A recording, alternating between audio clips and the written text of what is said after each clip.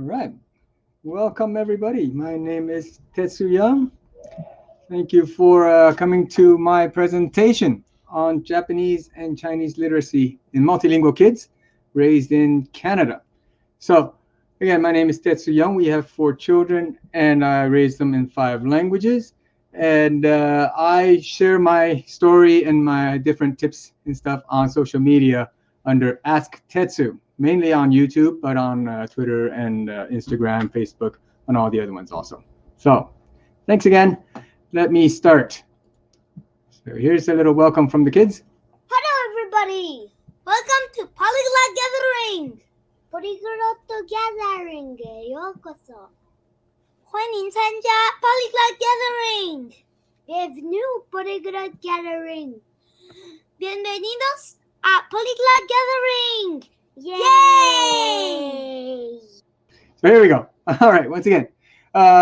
We live in Quebec, Canada, and you must know that that's this province in Canada has French as its official language, and while we're in Canada, it's a bilingual country. So, living in Quebec, the kids go to school in French, and mommy's Japanese, so we teach them Japanese. Mommy speaks to them in Japanese. I speak to them in Mandarin, as I grew up in Taiwan. My father is Taiwanese, my mother is Japanese. And so we have French and English in Canada, as I mentioned, and we also bring in a caregiver, we call them au pairs, from Mexico, and she would teach the kids Spanish. So that's how we get the 5 languages to our kids at this young age, mainly through creating an environment for them to assimilate. So what does that look like? So here's an example of my oldest when he was 4.5. Here's a situation where he's got friends from the neighborhood. So we're in Quebec, they speak French. We have one au pair from Mexico speaking Spanish, one au pair actually from Denmark who speaks to them in English. Mommy's there, I'm there for Mandarin and Japanese.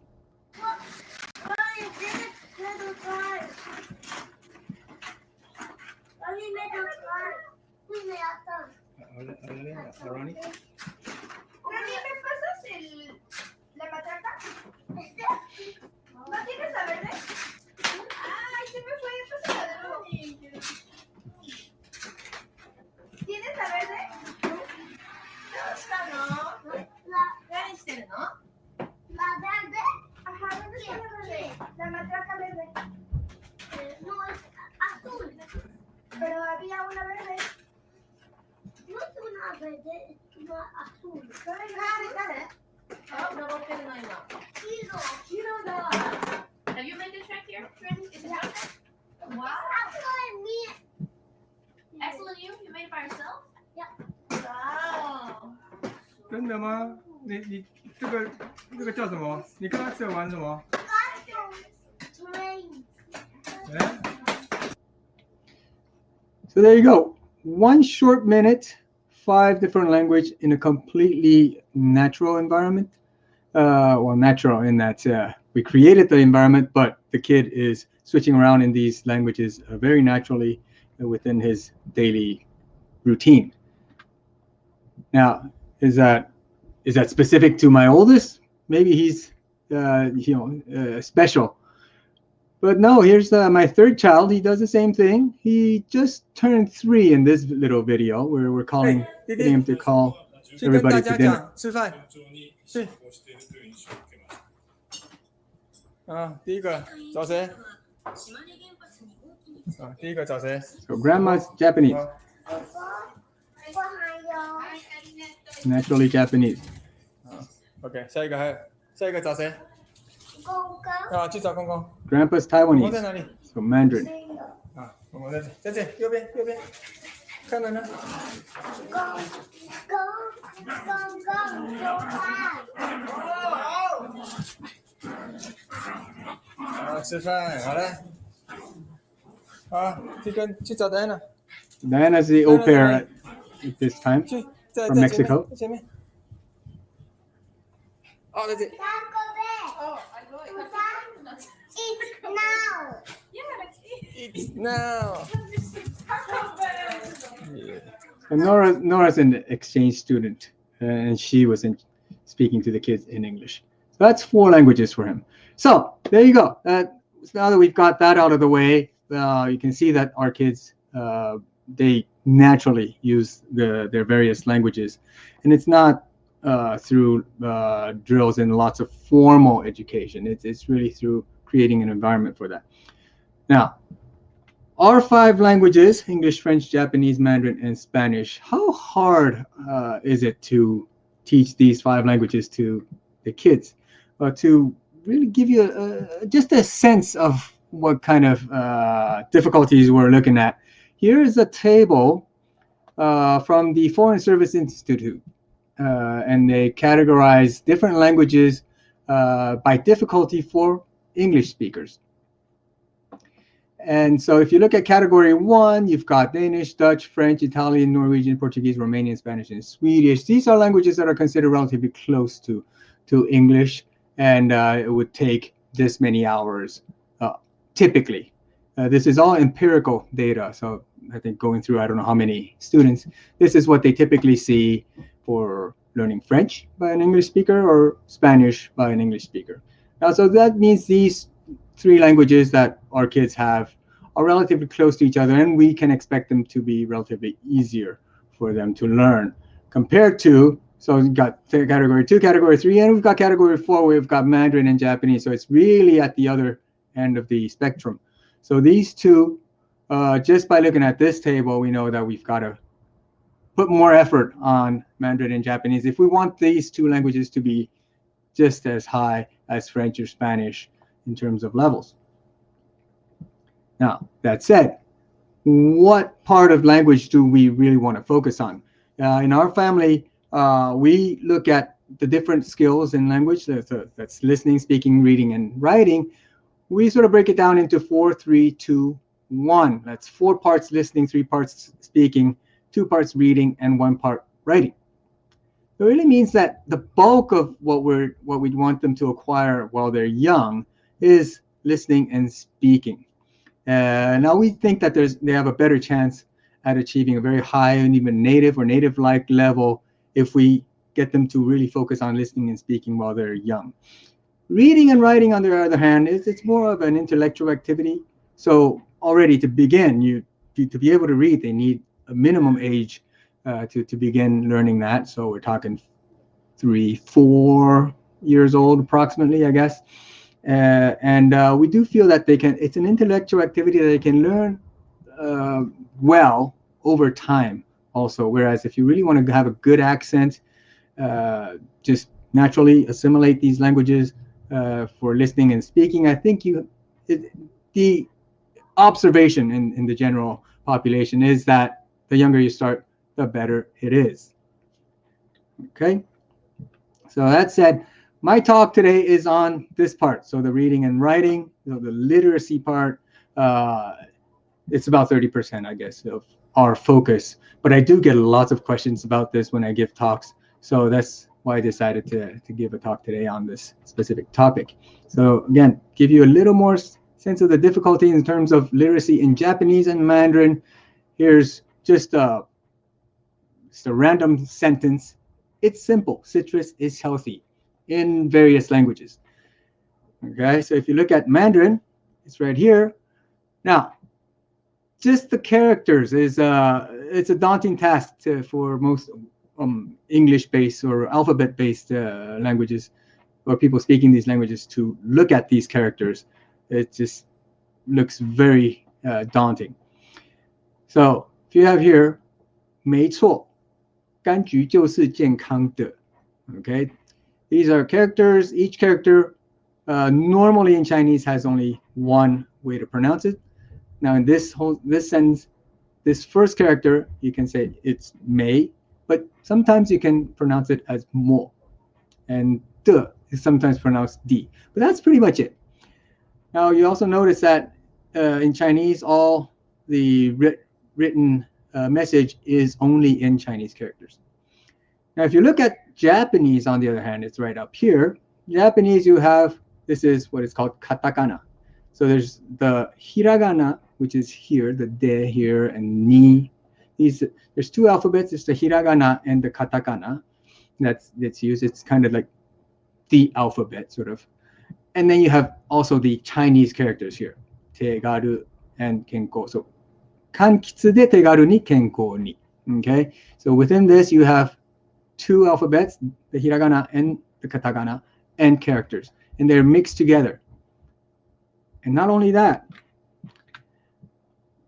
the pronunciations can be, there's several options for each character. There's only 4 Chinese characters here, but each one has 1, 2, 3, 4, 5, 6, multiple ways to pronounce it. For example, this character here means hand.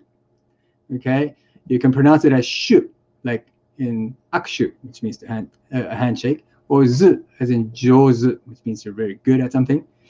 And then you have tejo, sude, you have tazuna, you have chona. So there's various ways to pronounce it. And what is in red is called the onyomi. Blue is called kunyomi. So it's just different ways to pronounce. Okay. So 4 characters, and you've got this many ways to pronounce each character. You have to figure out which one is the correct one within this context. So that's a level of difficulty that's not in Chinese. Although in Chinese, you have all the characters, all the message is written out only in characters, whereas in Japanese, you mix them up with the alphabet. That's a very quick overview to give you a sense of the kind of difficulty you are facing with when you teach kids how to read and write in Chinese and Japanese. So how do we do it? I'm going to give you some examples. You'll see. It's not rocket science, okay? One of the first things we do is we just put up posters in the house. It's basically creating an environment where they have exposure to these different writings, okay? So we've got posters on numbers, Chinese characters, English alphabet, Japanese alphabets, etc. And, whenever you have a minute, maybe during breakfast or something, you can pick up one of these posters and teach them. Or the kids, when they come by, you can stop them and sort of show them, get them to read, spend some time with them.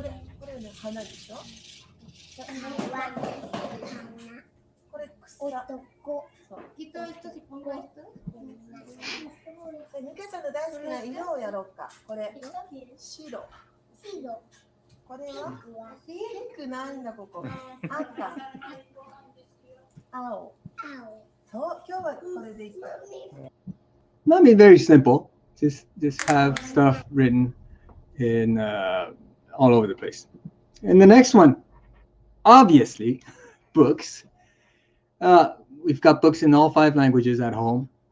Kids can pick them up anytime in the house, and of different ages. Some are textbooks for different grades, and we just let the kids pick them out, and we spend some time with them, and we read them to them. And also we give them these cartoons, mangas in Japan, to try to really find something that they love, that they're excited about. So here what we have is pretty famous in Asia. It's called Demon Slayers. In Japanese, it's Kimetsu no Yaiba. So we bought the whole series of 23 numbers, and Ronnie just took, I don't know how many days, it just went right through. If you take a look here on the right, you'll see this is what it looks like. It's pretty heavy-duty reading. And he went right through them because, he's very interested, very motivated.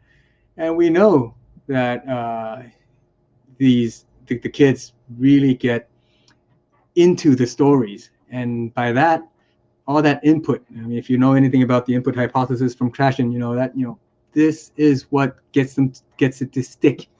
And without really realizing, they pick it up and learn the language. It really just integrates. And we know because by the end of the series, he was literally crying. Like there's real emotion by reading this book. We know that he understands the story very well, and he really is really interested in doing it. Okay. All right, so I do see a few questions come in, but I'll pick them up at the end, okay? If that's okay. So I've got examples of how we spend time. Like I can spend some time reading to them. We can get grandpa to spend some time reading with them. We can even have our babysitter read to them. These are the kinds of things that we do. For example, here's with grandpa. そうしてタンポポの花の軸はぐったりと地面に倒れてしまいます。けれども、タンポポは枯れてしまったのではありません。Just a very quick example of the levels that they're at. This is when he was in second grade, so that's last year. So that's for the books. Again, it's not rocket science. We just have different angles, and within books, different types of books that get their attention. Different kid would like different things, and we try to be as cover as much ground as possible. And then there are the apps, games. Instead of dry drills, we get them to play games. So for example, here's just want to learn Chinese. 请问下面哪个字念吃？吃啊。 Okay, very simple. I mean, some of you probably know in Taiwan we have what is called Popomofo or Tsuying. This little app tells you, asks you which one is read in which way. Okay, and here this one is actually in Japanese. 你们在玩什么？はい、そう。 So you have the character at the top, and you have to guess or decipher how you pronounce it based on the alphabet that I mentioned earlier, hiragana. Okay, so you have to choose the correct alphabet, 数。 and that sort of gives you. 一、 Okay, ×をして。 so it's games, and this is recognition. So the reading part here, you can even practice 下一 writing. 个。 Okay, 这是什么？五。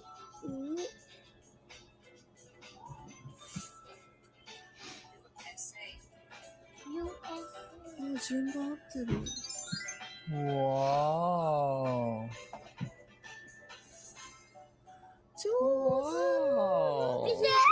上 so gamify it, right? Yeah, and lots of practice.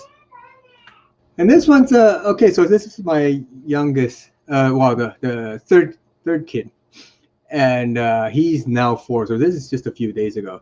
So he's playing this game. 好。 Okay. So obviously he can't write, and he can barely read. Okay. But he understands the colors, and each character represents a color. He presses on it. He hears it. Now he knows which one it goes to.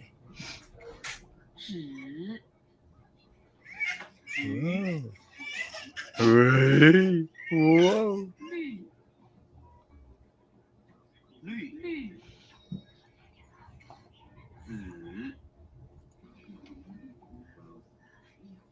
Okay, so he hears it, and he knows his colors, so he can recognize the characters. Well, he can't really recognize yet, but as he does this over and over, eventually you'll learn how to read. So those were the apps. I mean, these are just examples. There's a gazillion out there, and you just have to find those that interest your kids. Now, TV, YouTube. Some people are against watching too much TV. I grew up watching a lot of TV, and I'd like to think that I turned out all right. So I do let my kids watch some TV, not excessively. I hope not excessively, but good amount. And if you watch, let's say, in Mandarin, a program that everybody knows in the U.S. or in Europe, Paw Patrol. This is in Mandarin. And what's key here is if you watch it in Taiwan, and probably in China, if I'm not mistaken, all the programs in Taiwan have the subtitles. So they're watching a cartoon, but the subtitles are passing by, and they pick it up over time. I know that's how I learned how to read. I never went to a Taiwanese school, so but I can read. Much of it has to do with watching a lot of TV.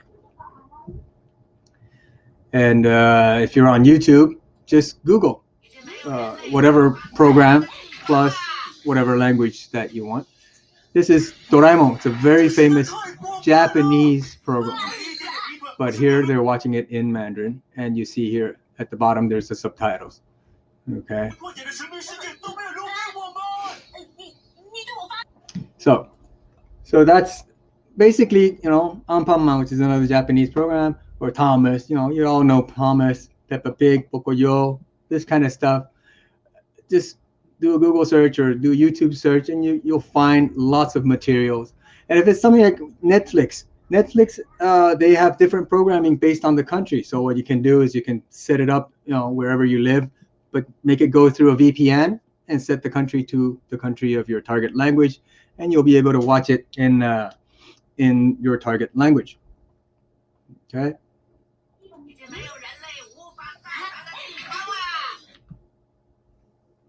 Next, we have online lessons. We actually started this last year in the middle of COVID, because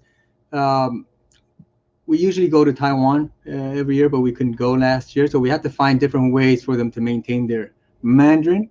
So we started taking lessons on italki, and we went through, we checked out a few teachers, and we found two that we've stuck with for almost a year now.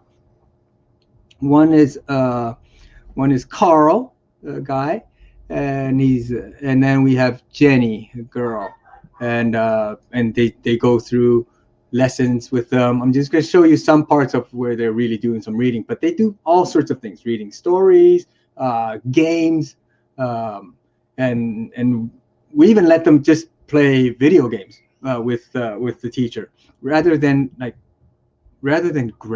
just grammar and really like study. We let them just have fun, but have fun in Mandarin.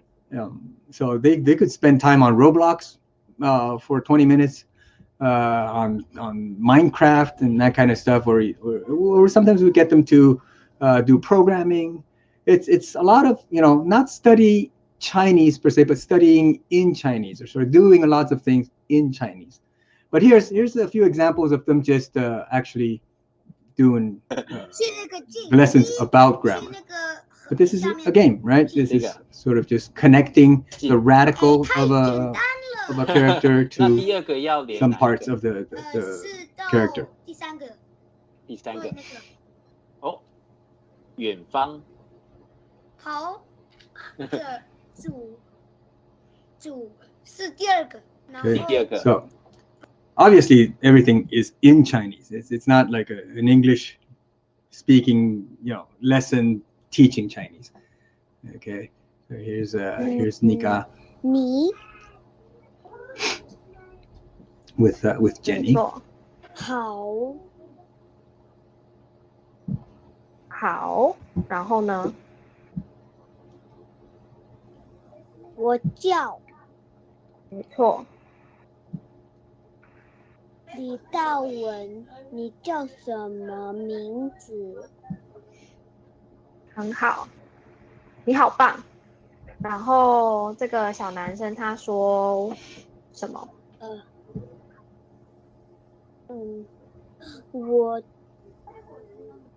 我叫林东明。对，你好棒。我们刚刚才学这些字，你就记得了。Okay, so those are the lessons.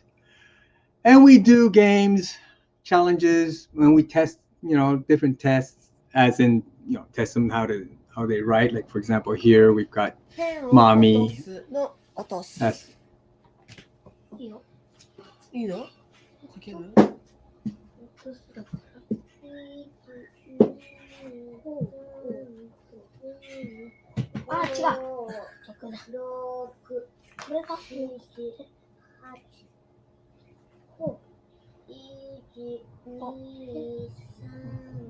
あ、예, 하열해. すごい。落とす。落とす。落とす。落とす。ちょっと書き順は違ったけど合ってます。ペンを落と Okay. 第一个ペンを落とす。这是什么？ So that's those are the little bits and pieces of the things that we do. One big thing that we do, I sort of mentioned a bit earlier, is that we spend time in Japan and Taiwan every year. 2 months in Japan mainly. So right now, actually, we're in Japan. We spent 8 months in Canada, 2 months in Japan, and 2 months in Taiwan every year. But we've not been to Taiwan last year. We can't go this year either. So their Chinese is sort of suffering because of that. But if you go there, obviously everything's written in Japanese and these Chinese characters, and in Taiwan also. So it's like in your face. They're going to be immersed in it 24/7. We send them to local schools, so they get their homeworks, and in Japan, in Taiwan also, they get their homeworks, and 我们看好，妹妹。 just sort of running out on time here, and that's what we do. We provide that environment, and the key to success, I think, is not to drill them, as in force them to do stuff, but to really focus on fun, motivation, really observe what they like, what the kids are naturally inclined to do, and then try to integrate language learning opportunities in there, and expose them to the language. Another thing that's important is you have to spend a lot of time. Like reading with them obviously takes time, but outside of just really language learning, also just spend a lot of time with the kids to build rapport, build a good trusting relationship between parents and kids. That goes a long way to when you want to influence them and get them to do things. And we also want to encourage them rather than saying this is not good or this is bad, or try to really pick out what's good, what they're doing well, and amplify that.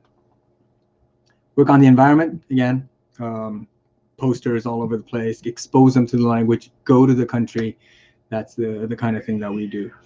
And I mentioned we don't want to force them, but we do still want to influence them, to get them to do certain drills sometimes. And in those times, I think what we do is we trade. If you do certain drills, then you get, I don't know, some time on their Nintendo, or if they want to watch certain cartoons in a different language, but we want them doing, let's say, Mandarin, then we say, if you can do Mandarin for 20 minutes, then you have this many minutes of the other one. Just sort of a trade or exchange sort of situation, rather than saying you have to do this, or you don't want to like reason it like this is good for your future. Kids don't care. So it is obviously good for their future. This is why we're doing it, but that kind of reasoning doesn't always work out. So some sort of bribery sometimes it's not a sustainable thing, so sometimes we do that. And that's it for my presentation. I think right on the dot, the 30 minutes. Just the last little thing here. I just got this photo yesterday. My daughter came back with her test results from school. She got 80. No, she didn't get 100, but we're all very happy because remember, she's only here for about 2-3 months every year, and she's going to school at her age, her level, and she's keeping up, and that's it's very encouraging. Both my oldest also just I'm more happy because my daughter is not quite as strong as my oldest, and she's catching up and doing very well. So we're all very happy. And here, there's 10 characters actually. The character per se, she actually got those right. It's the hiragana that she got a little bit wrong. So minor mistakes. Anyways, that's it. I will be moving to the questions. Before that, just like to let you know, I can be found on social media with the handle name Ask Tetsu. So do ask me anything on YouTube, Instagram, Twitter, or Facebook.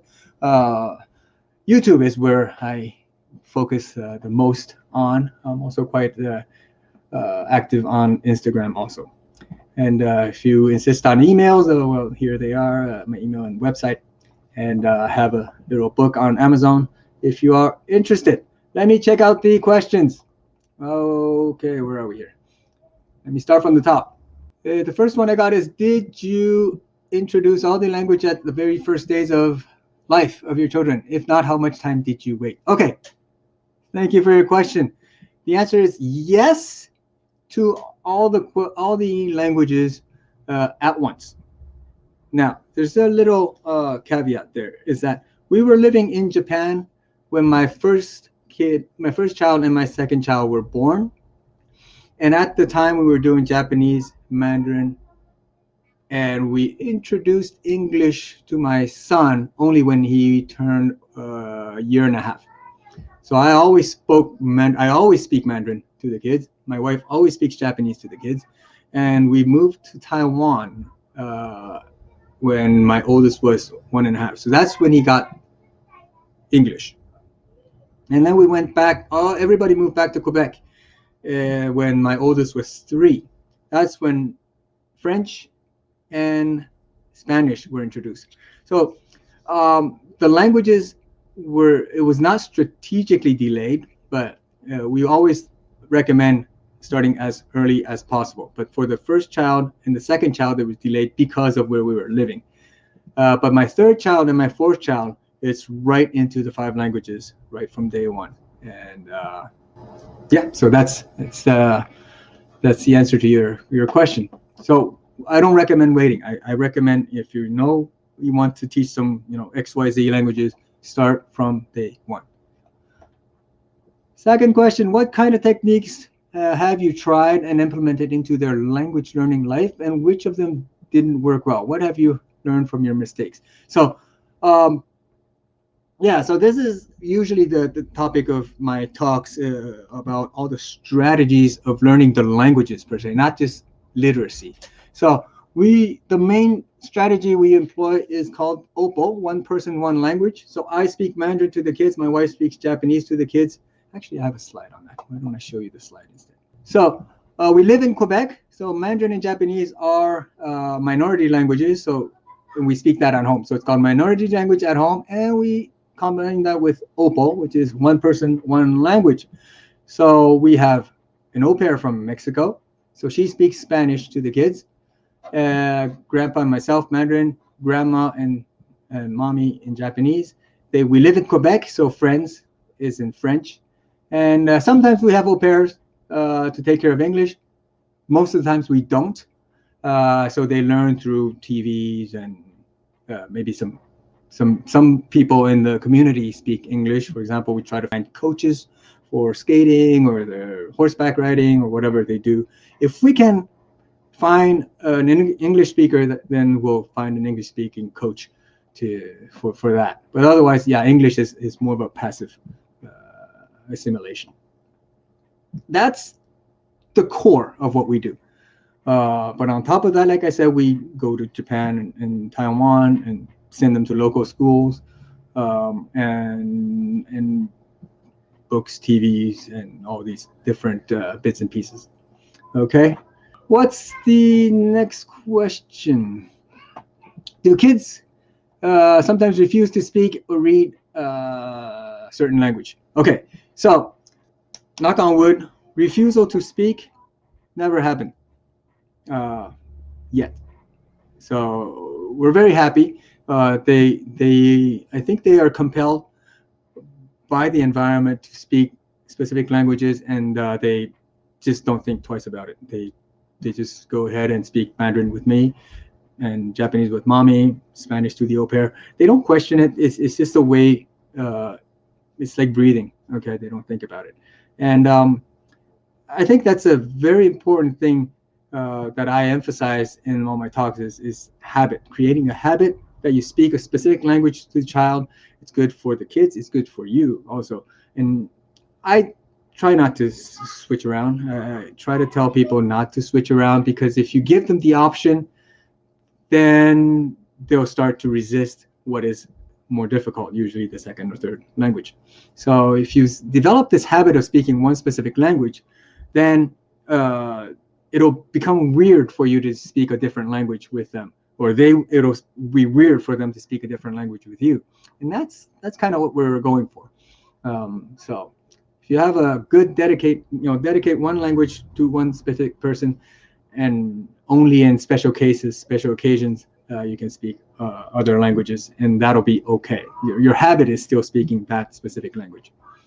Now, as for reading and writing, now these are more like, they know it's more academic, or it's more intellectual activity per se. So if it interests them, like I said, give them books that they want to read, or like to get them to watch programs that they want to watch, no problem.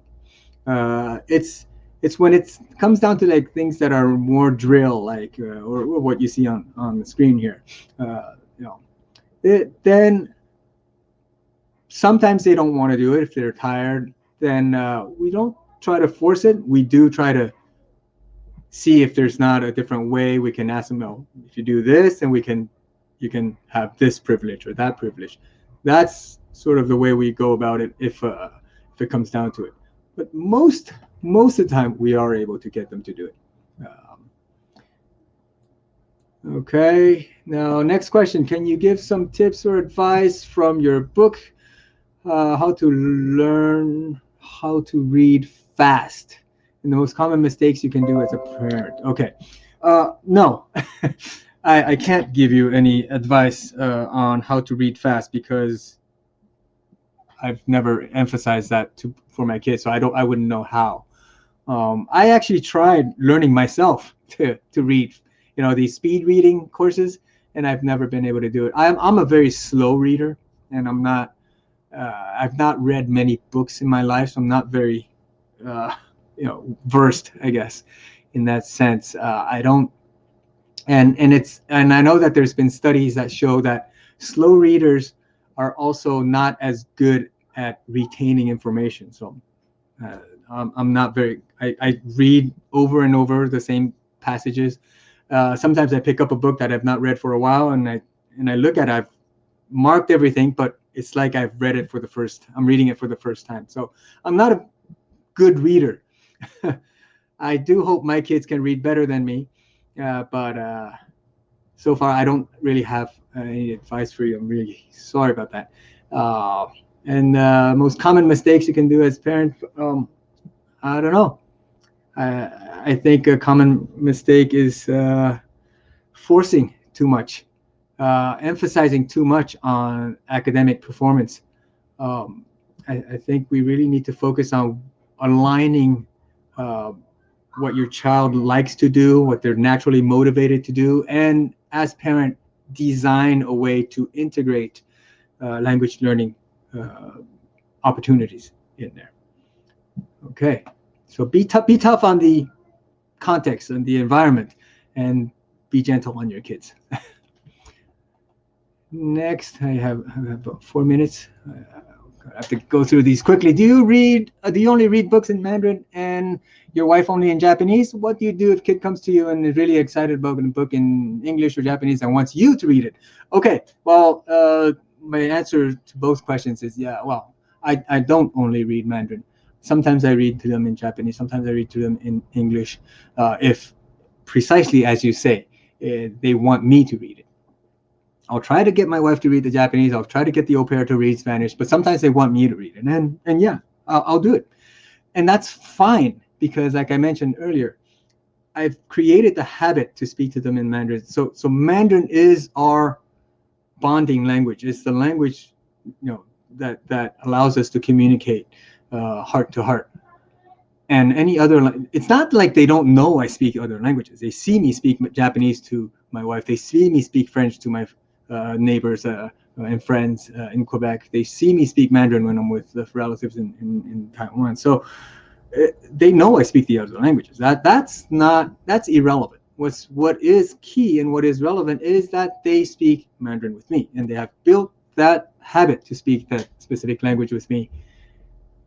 And it's fine if sometimes I speak to them in English through reading a book, they know it's a special situation. They know that's not the heart-to-heart language.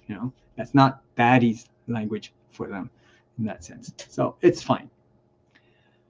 Just don't do it so much that it becomes, like 50-50 or even like 40-60. Just know that the more you speak the other languages, the more there's a potential for them to resist or to refuse the target language that you want them to learn. And it depends on the kids. You have to judge that risk, I guess. Next question, which language, if any, would you say is dominant in your daily lives? Japanese is dominant. Maybe it's because the women are Japanese. I don't know. My mom and my wife spend more time, I think, with the kids. So their Japanese is their first language, I would say, at the current time. Even though they are educated in French, as it stands, Japanese is still their strongest language in terms of speaking. Maybe not reading. Well, they're still, at their age standard level in terms of reading, even though their exposure to reading and writing is not as high as the typical kids here in Japan, but they're still in the range. So as it stands, it's Japanese. But I do expect that French will take over. I mean, given that more and more they're going to get higher levels of intellectual activities in French, just by virtue of being exposed to that, their vocabulary will grow, and I think French will probably take over pretty soon.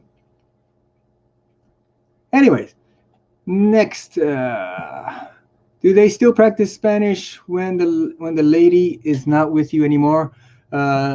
Yes, when we talk to them on Messenger or Skype, we actually still hire our au pairs virtually. Like we hire them as a virtual nanny, I guess, because the kids love them. So they fight each other to be able to talk to Diana or Naomi, and so they continue to speak Spanish from that perspective. And also when we come to Japan, not this year, but most past years, we also bring the au pair with us to Japan and Taiwan. Okay. Don't the kids feel overwhelmed by the different amount of different characters, alphabets? Do they tend to confuse them? They don't confuse them. Never. Are they overwhelmed? So far, so good. We do see that they sometimes they struggle, but I always want to emphasize we don't pressure them saying on performance. In fact, we talk to the teachers. We talk to them. We say, go out there, have fun, make friends. If you get good grades, we're very happy you get good grades. If you don't, no big deal. It's no big deal, and we make it a point to talk to the teachers also, to really make them understand that we're not those monster parents coming in and getting on our teachers' back for not getting our good grades for our kids. We don't care. At least at the elementary level, we just don't feel it's that important, especially if it's a second or third language. We don't enforce that. Okay, I do see that it's 8:46. I have about 3 questions. I can continue? Okay, moderator says it's okay. All right, let's get these over. What's the next question? How do you keep it from becoming homework? Yeah, I touched upon this a little bit. We want to gamify it, make it a challenge. Do little tests, get them to score points, let them play games on iPads. So lots of this is through input. So once again, reading is about 20% of our focus, and writing is about 10%. So if you look at the percentages, that it's together the 30%, but reading is still double the writing part. So if you can read in Chinese or in Japanese, if you can read, then you can type, because using your hand specifically to write the characters is not such an important skill anymore in today's world. Even where you're living in Japan, the only times that you really need to use your hands to write something is like when you're sending a package at the convenience store or at the post office. That's when you write their addresses and whatnot. But otherwise, most things are done on computers. So if everything can be typed out if you know how to read. So that's where we focus on. And otherwise, so that reading part, a lot of it is gamification. And encourage them. All right, how do you ensure that your kids are not neglecting a certain language? We remind them. I try to get them to speak more Mandarin, since the Mandarin is weaker right now, given that we've not been to Taiwan. And they're cooperative. If they don't want to do it, they'll tell me. But so far, so good. I do see them speaking much more Japanese right now. So I just sort of remind them, could you please speak Mandarin, so that the younger ones will follow. We sort of, the two older ones, we get them to give them this mission, let them know that it's important for them to speak Mandarin right now, so that Akila, the younger ones, can learn it. It's like they're contributing to their education by doing that, and it works out. Give them a mission, and they'll want to help the parents. And Ronnie, the oldest, I tell him to help Nika, my daughter, with this kind of stuff, with her homework and reading and whatnot. And we tell them, it's important for you to teach the younger ones, because you're the big brother, and you're helping daddy and mommy a lot. Give them that mission. Kids want to help the parents. You always speak Mandarin with them. Have they heard you speak other languages, and how's their reactions? Okay, so this is my last question, and I already touched upon this earlier. Yes, I speak Mandarin with the kids. That's our language of communication. But they do see me speak Japanese with mom. When we're all together, I get this also all the time. What is the language that you speak when you're all together? It's very simple. The kids are there, mommy's there. I speak in Japanese to mommy. I speak Mandarin to the kids. That's it. Mommy hears me speak Mandarin to the kids. If she doesn't understand what's going on, then the kids will explain to her, or I can explain to her. If I'm addressing both parties at the same time, then usually it's in Japanese to align with mommy, because the kids are the ones that have to switch around. But they all know, again, they already have the habit of speaking Mandarin with me. They can be speaking any other language with any other person for extended periods of time. If I come in and they look at me, it's automatic. They don't mix it up. There's no hesitation. It's Mandarin. It's natural. That's just how it is.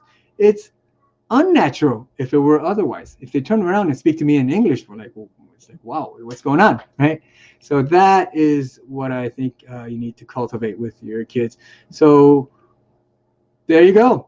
That's it. I did go over a few minutes. Thank you to the moderators, and I want to thank everybody at Polyglot Gathering for giving me the opportunity to present my talk.